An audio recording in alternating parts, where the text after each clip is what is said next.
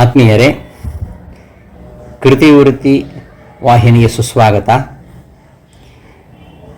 ನಾನು ಡಾಕ್ಟರ್ ರಾಮಚಂದ್ರ ಪುರೋಹಿತ್. ಈ ದಿನದ ಅಧ್ಯಾತ್ಮ ಯುವರಂಜನಿಯಲ್ಲಿ ಒಂದು ವಿಚಾರವನ್ನು ನಿಮ್ಮ ಮುಂದೆ ಹಂಚಿಕೊಳ್ಬೇಕು ಅಂತ ಅಪೇಕ್ಷೆ ಪಡ್ತೇನೆ. ಮಹಾಭಾರತದಲ್ಲಿ ಗೀತೆಯ ಉಪದೇಶವನ್ನ ಮತ್ತೊಮ್ಮೆ ಮಾಡ್ತಾನೆ ಕೃಷ್ಣ. ಮಹಾಭಾರತ ಯುದ್ಧ ಮುಗಿದು ಪಾಂಡವರು ರಾಜ್ಯಭಾರ ನಡೆಸ್ತಾ ಇದ್ದಂತಹ ಸಂದರ್ಭದಲ್ಲಿ ಅರ್ಜುನ ತನಗೆ ಮತ್ತೊಮ್ಮೆ ಗೀತೋಪದೇಶ ನೀಡಬೇಕು ಅಂತ ಪ್ರಾರ್ಥನೆ ಮಾಡ್ತಾನೆ. ಅದಕ್ಕೆ ಸ್ಪಂದಿಸಿದಂತಹ ಕೃಷ್ಣ ಅವನಿಗೆ ಉಪದೇಶವನ್ನ ಮಾಡ್ತಾನೆ. ಮಹಾಭಾರತದ ಅಶ್ವಮೇಧಿಕ ಪರ್ವದಲ್ಲಿ ಏನು ಅನುಗೀತಾ ಪರ್ವ ಅಂತಲೇ ಪ್ರಸಿದ್ಧವಾಗಿದೆ. ಅಲ್ಲಿ ಈ ಗೀತೆಯ ಮತ್ತೆ ಉಪದೇಶ ಮಾಡ್ತಾನೆ. ತತ್ಸರ್ವಂ ಪುರುಷವ್ಯಾಘ್ರ ನಷ್ಟಮ್ಮೆ ಭ್ರಷ್ಟಚೇತಸಃ ಎಂಬುದಾಗಿ ಅರ್ಜುನ ಕೇಳ್ತಾನಲ್ಲಿ.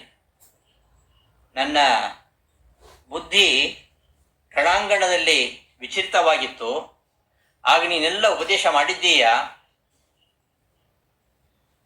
ಅದು ನನಗೆ ಈಗ ನಷ್ಟವಾಗಿ ಹೋಗಿದೆ. ಆದ್ದರಿಂದ ಮತ್ತೆ ನನಗೆ ಉಪದೇಶವನ್ನು ನೀಡಬೇಕು ಅಂತ ಅರ್ಜುನ ಭಿನ್ನಯಿಸಿಕೊಂಡಾಗ ಅರ್ಜುನನ ಬಗ್ಗೆ ಶ್ರೀಕೃಷ್ಣ ತೋರಿಸಿರತಕ್ಕಂತಹ ಒಂದು ಅಸಮಾಧಾನದ ಪ್ರತಿಕ್ರಿಯೆ. ಅವನಿಗೆ ಸಮಾಧಾನ ಇಲ್ಲ. ಅರ್ಜುನ ಹೇಳಿದ್ನಲ್ಲ, ನನಗೆ ಇದು ಮರೆತು ಹೋಗಿದೆ, ನೀನು ಉಪದೇಶ ಮಾಡಿದ್ದೆಲ್ಲ ನನಗೆ ಕಳೆದು ಹೋಗಿದೆ, ಮತ್ತೆ ಉಪದೇಶ ಮಾಡಬೇಕು ಅಂದಾಗ ಕೃಷ್ಣ ಉಪದೇಶ ಮಾಡ್ತಾನೆ. ಆದರೆ ಅವನಿಗೆ ಆ ಅರ್ಜುನನ ಪ್ರಶ್ನೆಯಿಂದ ಸಮಾಧಾನ ಆಗಿಲ್ಲ. ಆ ಅಸಮಾಧಾನದ ಪ್ರತಿಕ್ರಿಯೆ ಅದು ನಮಗೆ ಅಲ್ಲಿ ಕಾಣುತ್ತೆ. ಹೇಳ್ತಾನೆ ಅವನು, ಶ್ರಾವಿತ, ನೀನು ಮೇಧಾಶಕ್ತಿಯನ್ನು ಕಳೆದುಕೊಂಡದ್ರಿಂದ ಉಪದೇಶವನ್ನೆಲ್ಲ ನೆನಪಿಟ್ಕೊಂಡಿಲ್ಲ.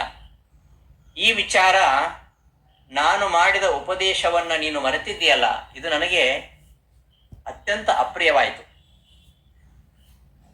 ಪುನಃ ನಾನು ನಿನಗೆ ಉಪದೇಶ ಮಾಡಬೇಕು ಅಂದರೆ ಆಗ ನಾನು ಏನು ಉಪದೇಶ ಮಾಡಿದ್ದೇನೆ ಅದರ ಸ್ಮರಣೆಯನ್ನು ನನಗೆ ಮತ್ತೆ ತಂದುಕೊಳ್ಳಿಕ್ಕೆ ಆಗ್ತಾ ಇಲ್ಲ.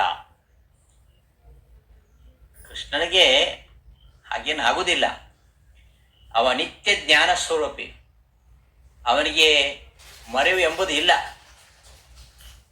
ಹೀಗಿರುವಾಗ ಮತ್ತೆ ಸ್ಮರಿಸಿಕೊಳ್ಳಬೇಕಾಗಿರತಕ್ಕಂತಹ ಅವಶ್ಯಕತೆ ಇಲ್ಲವಾದರೂ ಸಹ ಭಗವದ್ಗೀತೆಯ ಮಹತ್ವವನ್ನು ಸೂಚಿಸಲಿಕ್ಕೋಸ್ಕರವಾಗಿ ಶ್ರೀಕೃಷ್ಣ ಇಂತಹ ಭ್ರಾಮಕವಾಗಿರತಕ್ಕಂತಹ ಮಾತನ್ನ ಹೇಳ್ತಾ ಇದ್ದಾನೆ.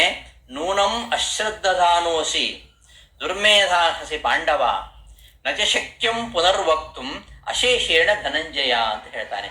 ಹೇ ಧನಂಜಯ, ನೀನು ನಿಶ್ಚಿತವಾಗಿಯೂ ಅಶ್ರದ್ಧೆಗೊಳಗಾಗಿದ್ದೀಯ, ದುರ್ಬುದ್ಧಿ ಉಳ್ಳವನಾಗಿದ್ದೀಯ.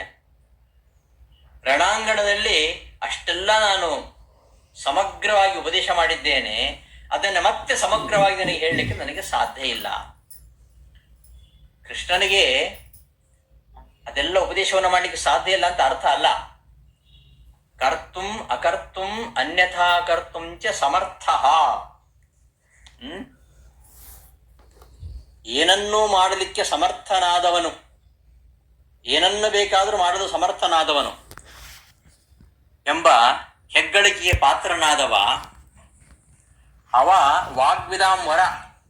ಇಂತೆಲ್ಲ ಬಿರುದುಗಳನ್ನು ಪಡೆದಿರತಕ್ಕಂತಹ ಕೃಷ್ಣ ಅವನು ಮತ್ತೊಮ್ಮೆ ಉಪದೇಶವನ್ನ ಮಾಡಲಿಕ್ಕೆ ಅಸಮರ್ಥ ಅಂತ ಅರ್ಥ ಅಲ್ಲ. ಹಾಗಾದ್ರೆ ಯಾಕೆ ಹಾಗೆ ಹೇಳಿದ ಅಂದ್ರೆ, ಗೀತೆಯ ಮಹತ್ವವನ್ನು ಸಾರಬೇಕಾಗಿದೆ. ಗೀತೆಯ ಮಹತ್ವವನ್ನು ಸಾರದಕ್ಕೋಸ್ಕರವಾಗಿಯೇ ಅವ ಹಾಗೆ ಹೇಳಿದ್ದಾನೆ ಹೊರತು ತನಗೆ ಆ ಸಾಮರ್ಥ್ಯ ಇಲ್ಲ ಅಂತ ಅಸಾಮರ್ಥ್ಯವನ್ನು ತೋರಿಸಿಕೊಡ್ಲಿಕ್ಕೋಸ್ಕರ ಅಲ್ಲ. ಈ ಮುಂದಿನ ಈ ಶ್ಲೋಕದಲ್ಲಿಯೂ ಕೂಡ ಆ ಅಭಿಪ್ರಾಯ ಗೊತ್ತಾಗತ್ತೆ. ಸಹಿ ಧರ್ಮ ಸುಪರ್ಯಾಪ್ತ ಬ್ರಹ್ಮಣ ವೇದನೆ ನ ಶಕ್ಯಂ ತನ್ಮಯ ಭೂಯ ತಥಾ ವಸ್ತುಂ ತಥಾ ವಕ್ತುಂ ಅಶೇಷತಃ. ಭಗವದ್ಗೀತೆ ಭಗವಂತನಿಗೆ ಪ್ರೀತಿಪಾತ್ರವಾಗತಕ್ಕಂತಹ ಧರ್ಮವನ್ನು ಪ್ರತಿಪಾದನೆ ಮಾಡ್ತಾ ಇದೆ. ಅದಕ್ಕೆ ನಿವೃತ್ತ ಧರ್ಮ ಅಂತ ಹೇಳ್ತಾರೆ. ಅದು ಪರಬ್ರಹ್ಮನನ್ನ ಹೊಂದಲಿಕ್ಕೆ, ಅಂದರೆ ಪರಬ್ರಹ್ಮನ ಸ್ವರೂಪವನ್ನು ತಿಳಿಲಿಕ್ಕೆ ಹಾಗೂ ಅವನನ್ನು ಹೊಂದಲಿಕ್ಕೆ, ಮೋಕ್ಷದಲ್ಲಿ ಸುಖಾಶಯವನ್ನು ಹೊಂದಲಿಕ್ಕೆ ಪರಿಪೂರ್ಣವಾಗಿರತಕ್ಕಂತಹ ಸಾಧನ ಆ ನಿವೃತ್ತ ಧರ್ಮ. ಅಂತಹ ನಿವೃತ್ತ ಧರ್ಮ ಪರಮಾತ್ಮನಿಗೆ ಅತ್ಯಂತ ಪ್ರೀತಿಪಾತ್ರವಾಗಿರುವಂಥದ್ದು. ಅಂತಹ ನಿವೃತ್ತ ಧರ್ಮವನ್ನು ಈ ಭಗವದ್ಗೀತೆ ಪ್ರತಿಪಾದನೆ ಮಾಡಿದೆ. ಅಂತಹ ಧರ್ಮದ ಪ್ರತಿಪಾದನೆಯನ್ನು ಮಾಡಿದಂತಹ ಗೀತೆಯನ್ನ ಸಮಗ್ರವಾಗಿ ನಿನಗೆ ಉಪದೇಶ ಮಾಡಲಿಕ್ಕೆ ನನಗೆ ಶಕ್ತಿ ಇಲ್ಲ. ನ ಶಕ್ಯಂ ತನ್ಮಯ ಭೂಯ ತಥಾ ವಕ್ತು ಅಶೇಷತಃ. ಆ ಒಂದು ಧರ್ಮದ ಪ್ರತಿಪಾದನೆಯನ್ನ ಸಮಗ್ರವಾಗಿ ನನಗೆ ಉಪದೇಶ ಮಾಡಲಿಕ್ಕೆ ಶಕ್ತಿ ಇಲ್ಲ ಅಂತ ಹೇಳ್ತಾ, ಪರಂ ಹಿ ಬ್ರಹ್ಮ ಕಥಿತಂ ಯೋಗಯುಕ್ತೇನ ತನ್ಮಯ ಇತಿಹಾಸಂಚವಾನ್ ತಸ್ಮಿನ್ ಅರ್ಥ ಪುರಾತನಂ. ನನ್ನ ಸ್ವರೂಪ ಸಾಮರ್ಥ್ಯದಿಂದ ಪರಬ್ರಹ್ಮನ ಬಗ್ಗೆ ಉಪದೇಶವನ್ನು ನೀಡಿದ್ದೇನೆ. ಆಗ ಉಪದೇಶಿರತಕ್ಕಂತಹ ತತ್ವಗಳ ವಿಷಯದಲ್ಲಿ ಮುಂದೆ ಪ್ರಾಚೀನ ಇತಿಹಾಸವನ್ನು ನಾನು ಪ್ರಸ್ತುತಪಡಿಸ್ತೇನೆ ಅಂತ ಹೇಳ್ತಾ ಕೃಷ್ಣ ನಮಗೊಂದು ಎಚ್ಚರಿಕೆ ಕೊಡ್ತಾ ಇದ್ದಾನೆ. ಅರ್ಜುನ ಕೃಷ್ಣ ಮಾಡಿದ ಉಪದೇಶವನ್ನು ಮರೆತು ಬಿಟ್ಟಿದ್ದಾನೆ. ಮರೆತಂತಹ ಅರ್ಜುನನ ಬಗ್ಗೆ ಅಸಮಾಧಾನವನ್ನು ವ್ಯಕ್ತಪಡಿಸುವ ಮೂಲಕವಾಗಿ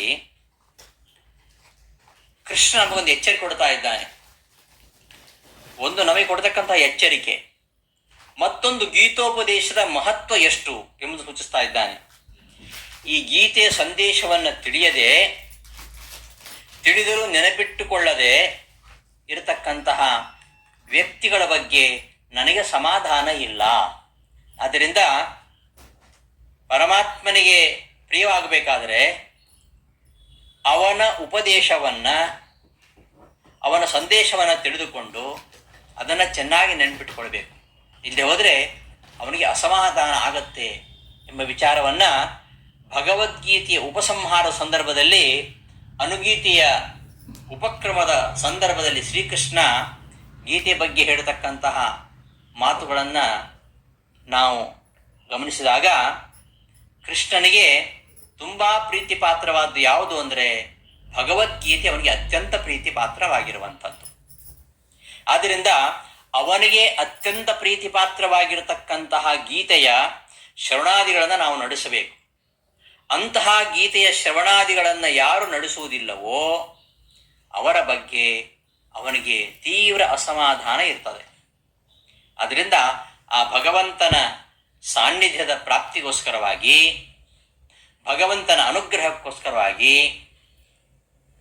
ಗೀತಾಧ್ಯಯನ, ಗೀತಾ ಶ್ರವಣ ಹಾಗೂ ಯೋಗ್ಯರಿಗೆ ಗೀತೆಯನ್ನು ಉಪದೇಶ ಮಾಡುವಂಥದ್ದು, ಇವು ಆ ಭಗವಂತನ ಸಾನ್ನಿಧ್ಯದ ಪ್ರಾಪ್ತಿಗೆ ಇರತಕ್ಕಂತಹ ಸಾಧನೆಗಳು. ಈ ಭಗವದ್ಗೀತೆಯಲ್ಲಿ ಈ ನಿವೃತ್ತ ಧರ್ಮ, ಆ ಪರಬ್ರಹ್ಮನ ಸ್ವರೂಪ ಮತ್ತು ಎಲ್ಲ ಶಾಸ್ತ್ರಗಳ ಸಾರ, ಇವೆಲ್ಲವುಗಳ ಪ್ರತಿಪಾದನೆ ಭಗವದ್ಗೀತೆಯಲ್ಲಿ ನಡೆದಿದೆ ಎಂಬುದನ್ನು ಕೃಷ್ಣನ ಈ ಮಾತು ನಮಗೆ ಸೂಚಿಸ್ತಾ ಇದೆ. ಆದ್ದರಿಂದ ಇದನ್ನು ಗಮನಿಸಿ ನಾವು ಗೀತಾಧ್ಯಯನಕ್ಕೆ ತುಂಬ ಪ್ರಾಶಸ್ತ್ಯವನ್ನು ನೀಡಬೇಕಾಗುತ್ತೆ.